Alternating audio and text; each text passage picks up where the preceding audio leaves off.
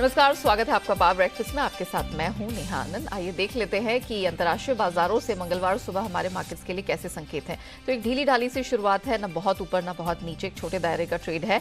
SGX Nifty सपाट है, flat to positive कहिएगा, 20-22 अंकों की स्ट्रेंथ वहां दिख रही है। डाउन नैस्डैक फ्यूचर्स में बहुत ही छोटे दायरे का ट्रेड है, बिल्कुल सपाट ट्रेड होता हुआ दिख रहा है। और बाकी एशियन मार्केट्स भी हैं, उनमें कुछ हल्की बढ़त के साथ शुरुआत होती हुई दिखी है। इंटरनेशनल मार्केट में कच्चा तेल है जिस पर हम नजर बनाए हुए, क्योंकि निचले स्तरों से वहां से कुछ स्ट्रेंथ देखने को मिली है। क्या कुछ हुआ एग्जैक्टली अंतर्राष्ट्रीय बाजारों में, इक्विटी और कमोडिटी स्पेस में, कहां आपको रखनी है नजर, सब बताने के लिए मेरे सहयोगी दीपांशु स्टूडियो में मेरे साथ जुड़ चुके हैं। दीप, मॉर्निंग। बताइए क्या कुछ हुआ है, अब कहां रखनी है नजर? बढ़िया संकेत है और रिबाउंड के मूड में दिख रहे हैं बाजार। एक दिन गिरते हैं, दूसरे दिन अच्छा रिबाउंड दिखाते हैं। थोड़ा डेटा का इंतजार है और उससे पहले मूड अच्छा है तो फिर अच्छी बात ही मानी जाएगी। 300 पॉइंट गिरे थे फ्राइडे के दिन, उसके सामने कल 500 पॉइंट से ज्यादा 525 अंकों की उछाल आपने डाउ में देखी और एग्जैक्टली डेज हाई पर बंद होते हुए दिखा है डाउ। तो ये एक अच्छा संकेत आ रहा है, इसकी वजह से बाकी बाजारों में भी पॉजिटिविटी आपको आती हुई दिखी है। नैस्डैक 1.25% ऊपर था, S&P 500 और रसल 2000 में अच्छी खरीदारी थी। इनफैक्ट S&P 500 के 11 में से 11 सेक्टर्स आपको कल पॉजिटिव बंद होते हुए दिखे। तो एक ब्रॉड बेस्ड रैली, एक ब्रॉड बेस्ड रिबाउंड कल अमेरिकी बाजारों में आते हुए देखा। तो ये अच्छा संकेत है, थोड़ा मूड आपको सुधरते हुए दिख रहा है। एनर्जी शेयर्स में सबसे ज्यादा एक्शन था क्योंकि कच्चे तेल में कल आपने खरीदारी होते हुए देखी है, तो वहां पर आपने मूवमेंट देखा है। बैंक शेयर्स अच्छा परफॉर्म कर रहे थे, गोल्डमैन सैक्स के शेयर में आपने अच्छी खरीदारी देखी है, थोड़ी वो कॉस्ट कटिंग और करने जा रहे हैं। इसके साथ ही कल आईटी की दिग्गज ओरेकल के दमदार नतीजे आए थे जिसकी वजह से शेयर 2% उछलते हुए दिखा। तो ओवरऑल एक अच्छा मूड माहौल अमेरिकी बाजारों में बना हुआ है। 10 साल की बॉन्ड यील्ड भी 3.6% के आसपास है, थोड़ी बढ़त हुई है बट कोई परेशानी वाली बात यहां पर नहीं है। आज दो इंपॉर्टेंट इवेंट्स होने वाले हैं। एक तो FOMC फेड की 2 दिवसीय बैठक आज से शुरू हो रही है, बट आज के लिए ज्यादा इंपॉर्टेंट है उनका इन्फ्लेशन यानी कि महंगाई का डेटा आने वाला है नवंबर महीने के, और यहां पर गिरावट का अनुमान लगाया जा रहा है। तो अक्टूबर में जो 7.7% का आंकड़ा था वो अब गिरकर 7.3% आ सकता है, ऐसा बाजार मानकर चल रहा है। तो थोड़ा इन्फ्लेशन कूल ऑफ है और ये अगर इन्फ्लेशन कूल ऑफ आता है तो ये कंफर्म कर देगा कि फेड की तरफ से सिर्फ 0.5% की ही रेट बढ़ोतरी होनी चाहिए। तो वो थोड़ा आशाजनक हो चुका है बाजार। ऑब्वियसली फेड की कमेंट्री क्या आएगी ये काफी इंपॉर्टेंट रहने वाली है, बट आज के लिहाज से इस डेटा पर नजर रहेगी और बाजार अनुमान लगा रहा है कि ये कूल ऑफ होना चाहिए। हमने तो देखा कि हमारा इन्फ्लेशन सिग्निफिकेंटली कूल ऑफ कल होकर आया ही है। अब अमेरिकी इन्फ्लेशन डेटा पर हमारी नजर बनी रहेगी। यूरोप में बात करें तो यहां पर 0.5% तक की आपको गिरावट आती हुई देखी है, पर ज्यादा एक्शन कल कमोडिटीज में हुआ है, स्पेशली ऑयल एंड गैस में एक बड़ा एक्शन आपको होते हुए दिखा है। तो कच्चे तेल में देखिए निचले स्तरों से कल खरीद हुई है, 2% उछला है, ब्रेंट $78 के ऊपर आपको फिलहाल ट्रेड करते हुए दिखेगा। तो थोड़ा एक्शन वहां पर बना है। 2-3 फैक्टर्स हैं जिसकी वजह से ये मूवमेंट आया है। एक तो अमेरिका में कीस्टोन पाइपलाइन ये बंद है, ये बंद होने वाली है क्योंकि एक स्पिल ओवर हो रहा है और काफी बड़ा ये स्पिल ओवर हो रहा है जिसकी वजह से इस पाइपलाइन को थोड़े समय के लिए बंद किया जाएगा। दूसरा, रशिया अब थ्रेटन कर रहा है कि वो उत्पादन घटा सकता है। हालांकि इसका रियल इंपैक्ट क्या होगा ये देखना पड़ेगा क्योंकि ऑलरेडी रशियन तेल पर सैंक्शंस लगाने की बातें चल रही हैं। और चीन में कोविड जो लॉकडाउन है उसके रिलैक्सेशंस आ रहे हैं। बीजिंग और शंघाई में भी कई रिलैक्सेशंस किए गए हैं, तो वहां से अनुमान लगाया जा रहा है कि मांग बढ़ सकती है। इनफैक्ट बैंक ऑफ अमेरिका तो अनुमान लगा रहा है कि कच्चा तेल वापस $90 तक जा सकता है। तो all in all 2-3 factors combined आपको दिखा रहे हैं कि कच्चे तेल में थोड़ा एक्शन है। नेचुरल गैस में कल हमने देखा हमारे बाजारों में बड़ी तेजी बनी हुई थी। यूएस में भी 2 हफ्ते की ऊंचाई पर नेचुरल गैस है, तो एक बड़ा रिबाउंड कल वहां पर भी आते हुए दिखा। तो oil and gas in particular काफी बड़े एक्शन में है। बेस मेटल्स और एग्री कमोडिटीज मिले जुले रहे हैं। डॉलर इंडेक्स थोड़ा और बड़ा है बट कोई चिंता की बात नहीं है। बट हाँ, आज का जो इन्फ्लेशन डेटा आता है उस पर काफी डिपेंडेंट है और क्योंकि ये कूल ऑफ हो सकता है इसकी वजह से बाजार अच्छे मूड में आ चुके हैं। चलिए, तो बहुत सारे ट्रिगर्स है, डेटा है, न सिर्फ हमारे मार्केट में बल्कि अंतर्राष्ट्रीय बाजारों में भी, जिनके दम पर इक्विटी और कमोडिटी मार्केट में दिखेगा एक्शन, नजर वहां रहेगी। शुक्रिया दीपू, पूरी डिटेल्स दर्शकों के सामने रखने के लिए। आइए आगे बढ़े, उससे पहले देख लेते हैं कि कल यानी सोमवार को संस्थागत निवेशकों की तरफ से प्रदर्शन कैसा रहा है। तो घरेलू संस्थागत निवेशकों की तरफ से लगातार कुछ खरीदारी की कोशिश दिख रही है। 700 करोड़ के आसपास की खरीद का वो आंकड़ा सामने निकलकर आया है। हालांकि कैश स्पेस में हमने बिकवाली आते हुए देखी है। 140 करोड़ के आसपास की विदेशी संस्थागत निवेशकों की तरफ से हमने बिकवाली बनते हुए देखी है। आइए, अब जिस तरह के ग्लोबल संकेत बनते हुए दिख रहे हैं और हमारे मार्केट्स में जिस तरह के डेटाज निकल कर आए हैं, उन सब के बीच आज बाजार में रणनीति क्या अपनानी है उस पर बात करने के लिए जी बिजनेस के मैनेजिंग एडिटर अनिल सिंह भी हमारे साथ जुड़ चुके हैं।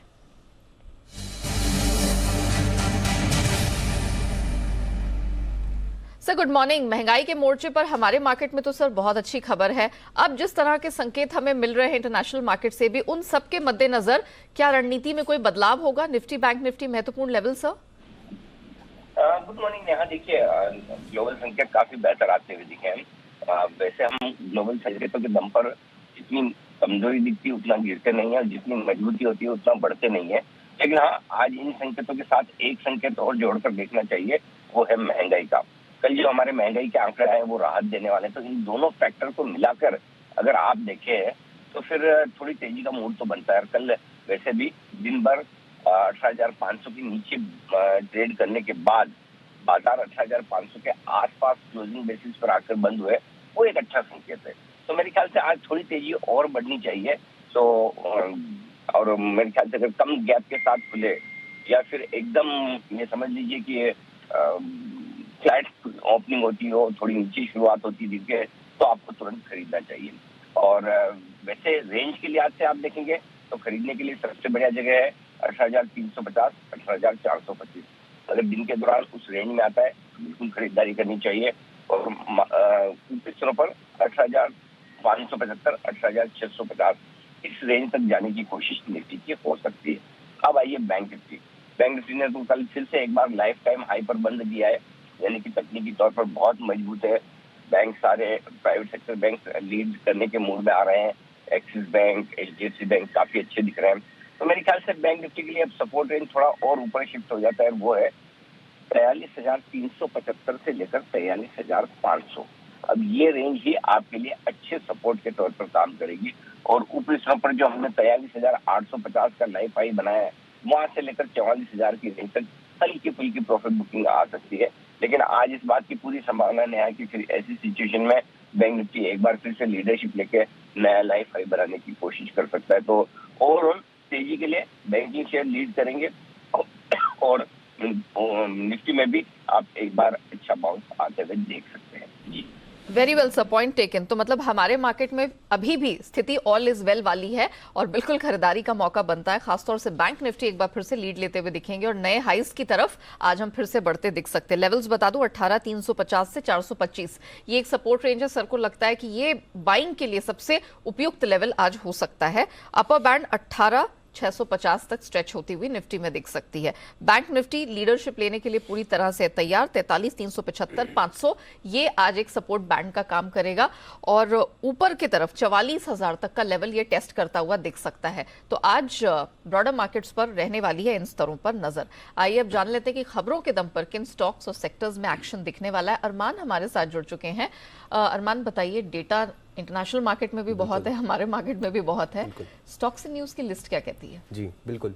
सबसे पहले और सबसे इंपॉर्टेंट अगर आप बात करेंगे तो वो है पेटीएम, जहां पे बोर्ड की बैठक में शेयर बायबैक पर विचार किया जाना है। डीएफएम फूड्स पर ध्यान रखना होगा, जहां पर डीलिस्टिंग ऑफर जो है आज से शुरू होने वाला है। और जैनबुक फार्मा, जिनका बायबैक जो है आज से शुरू हो जाएगा। और लोकसभा में आज सिगरेट, बीड़ी, तंबाकू समेत अन्य वस्तुओं की बिक्री विज्ञापन पर समिति की रिपोर्ट आनी है। आईपीओ पर लैंडमार्क कार्स का जो आईपीओ है वो आज से खुलने वाला है। 15 दिसंबर तक खुला रहेगा आईपीओ। और प्राइस बैंड अगर आप देखेंगे 481 से 502 का है। वही इशू साइज 552 करोड़ का है। और अगर आप देखेंगे कंपनी ने एंकर बुक के जरिए लगभग 165 करोड़ जुटाए हैं, जिसमें HDFC small cap, Nippon life और गोल्डमैन की अच्छी खासी हिस्सेदारी और आदि जैसे नाम है जिसमें इस नाम में है। सुलामाइनेट की अगर बात करें तो डे 1 हो चुका है उनका अपडेट। अगर आप देखेंगे टोटल जो अभी तक जो सब्सक्रिप्शन मिला है वो 28% बढ़ता हुआ दिखा है, जिसमें रिटेल का हिस्सा लगभग 50% और अगर NIS का देखेंगे 18%। एमेंस होल्डिंग, जहां पर अगर वहां पर भी डे 1 हो चुका है, अगर टोटल सब्सक्रिप्शन देखेंगे तो 11% का आता हुआ दिखा है, रिटेल का हिस्सा 13% और NIS का लगभग 12% का। अब आ जाते हैं खबरों पर सबसे पहले टाटा मोटर्स पर ध्यान रखिएगा, क्योंकि जो सब्सिडरी टाटा टेक्नोलॉजी में IPO के जरिए हिस्सा बेचने के लिए जो है बोर्ड की जो मंजूरी है वो मिल गई है। पावर स्टॉक्स पर ध्यान रखिएगा, जिसमें राज्यसभा में ऊर्जा संरक्षण बिल जो 2022 है वो पास हो चुका है। और इस बिल में नॉन फॉसिल एनर्जी के जो आप इस्तेमाल और कार्बन क्रेडिट के लिए जो भी हैं अनिवार्य ट्रेडिंग जो है वो अनिवार्य कर दी गई है। केस इंटरनेशनल कंपनी को लगभग 1350 करोड़ के जो है ऑर्डर मिले हैं। उसी के साथ साथ BGR एनर्जी पर ध्यान रखिएगा, क्योंकि कंपनी को आईओसी से लगभग 330 करोड़ का जो है ऑर्डर मिलता हुआ दिखा है।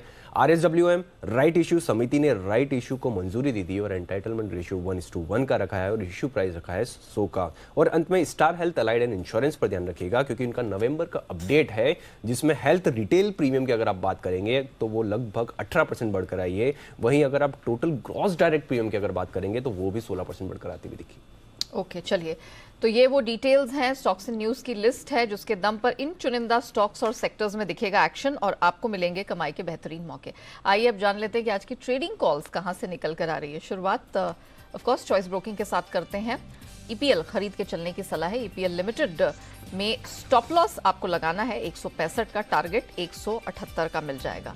अब बारी आती है आन राठी सिक्योरिटीज की जिनकी तरफ से आईसीआईसीआई बैंक खरीद के चलने की सलाह है। इस खरीद की स्ट्रैटेजी में आपको स्टॉप लॉस 910 का लगाना है 975 के टारगेट के लिए। और सेंट्रम ब्रोकिंग अंत में जिनकी तरफ से कोल इंडिया खरीद के चलने की सलाह है। इस स्ट्रैटेजी में स्टॉप लॉस 227 का होगा, टारगेट 241 का आपको मिल जाएगा। आइए अब जान लेते हैं कि जो बाजार के एक्सपर्ट्स हैं वो आपके लिए कौन सी खास रणनीति आज इक्विटी स्पेस में सबसे पहले लेकर आए हैं। कौन से शेयरों में, सेक्टर्स में सबसे बेहतरीन एक्शन दिखेगा, सब पर बात करने के लिए kiranjadhav.com के सीईओ आशीष केलकर हमारे साथ जुड़ चुके हैं। आशीष जी, मॉर्निंग सर, बहुत स्वागत है। सबसे पहले तो ब्रॉडर मार्केट्स कैसे कमाई होने वाली है, आपकी कहाँ नजर है? Very good morning Neha ji. देखिए, निफ्टी में तो आज एक अच्छा खासा रुझान देखने को मिल सकता है, लेकिन एक इम्पोर्टेंट लेवल है 18,425। जब तक हम इसके ऊपर है तो मैं मानता हूं कि बुल्स जो है वो ओवरपावर करेंगे बेयर्स को, तो बुलिश मोमेंटम जारी रहने की संभावना भी दिखाई दे रही है। एक छोटा सा रेजिस्टेंस है 18,550, यानी अगर मैं निफ्टी का चार्ट देखता हूं तो 18,550 के लेवल को छूने की कोशिश हो सकती है। वो पहला एक छोटा सा बैरियर है, लेकिन उसके ऊपर अगर हम निकलते हैं तो मैं मानता हूं 18,600-620 तक निफ्टी जाने की संभावना चार्ट के ऊपर दिखाई देती है। तो जिनकी लॉन्ग पोजीशन है वो डेफिनेटली बनाए रखने की सलाह होगी। और फ्रेश पोजीशन अगर किसी को लेनी है तो थोड़ा रुकना चाहिए। 18,550 के ऊपर निकलते ही फ्रेश पोजीशन लेने की सलाह होगी।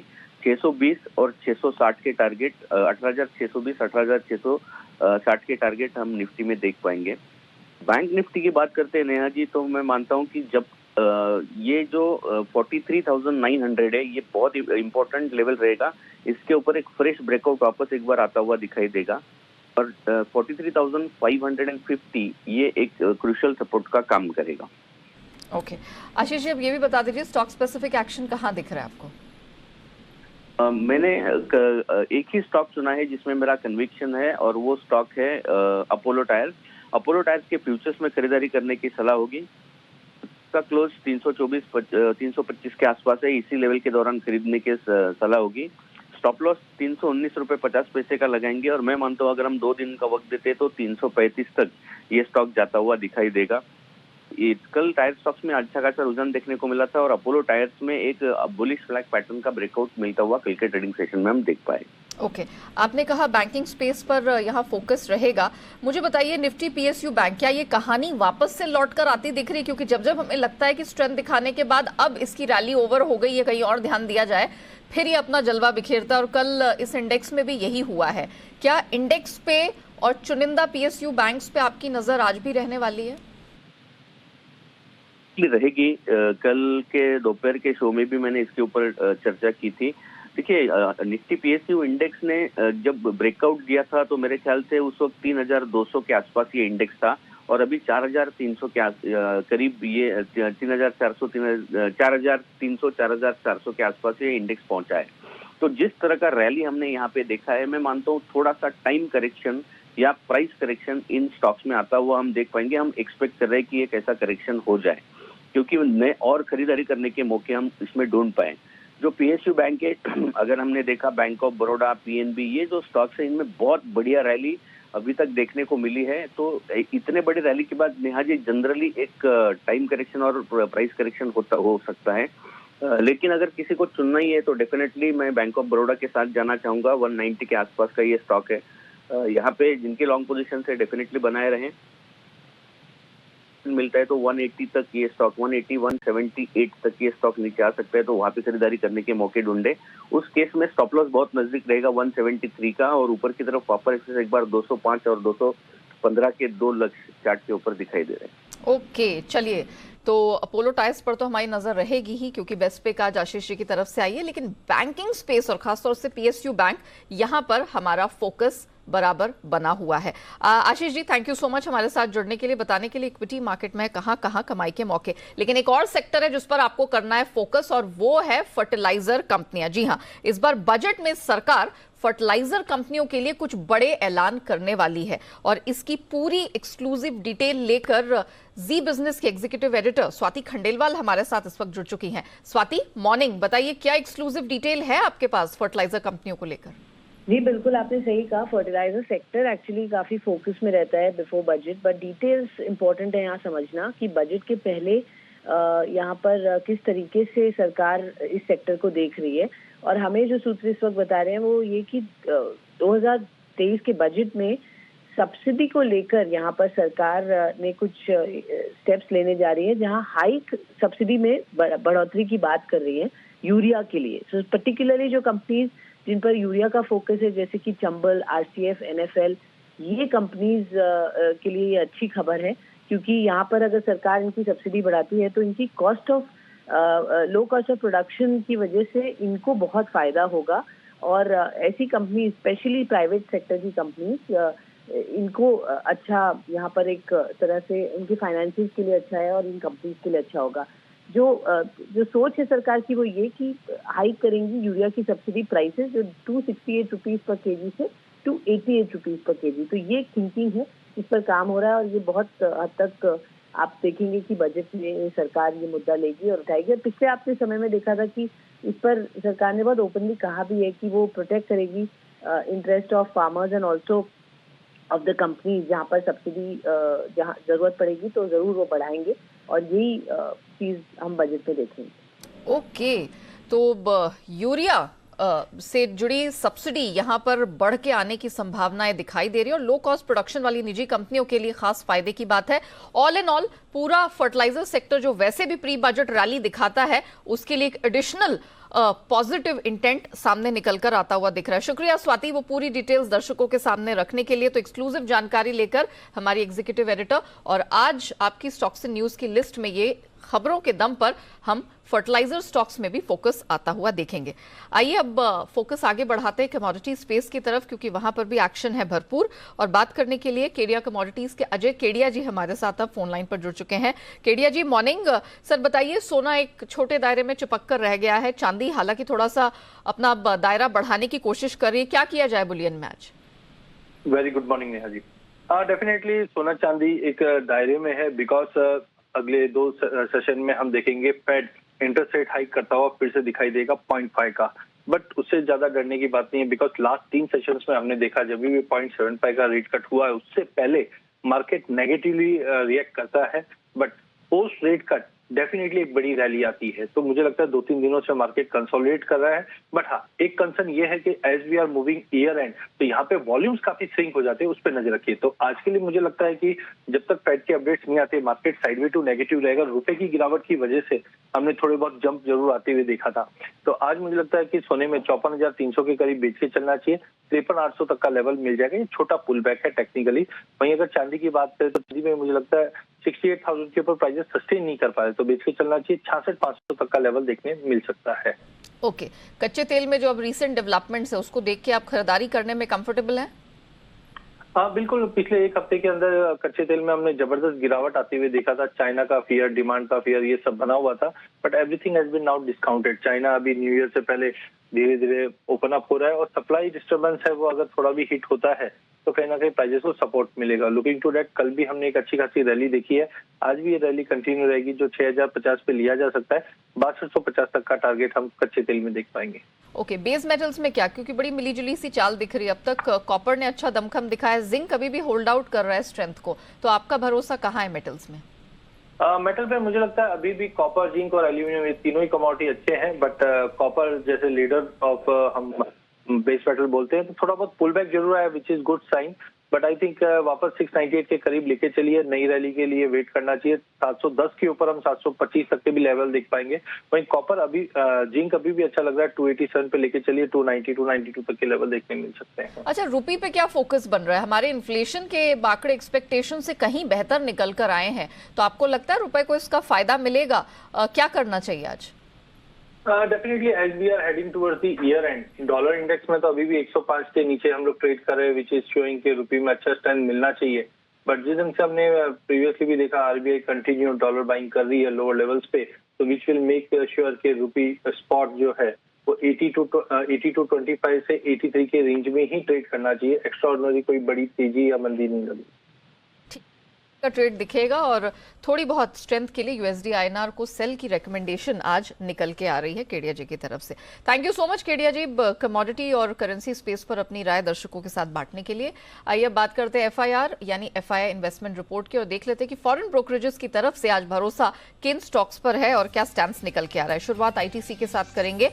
मॉर्गन स्टैनली इस पे ओवरवेट का स्टैंस रखे हुए हैं और टारगेट 374 का दिया है। वहीं एलएनटी पर गोल्डमैन सैक्स, इनकी तरफ से खरीद की सलाह है। इन्होंने लक्ष्य भी बढ़ा दिया, 2140 से बढ़ाकर अब नया लक्ष्य है 2460 का।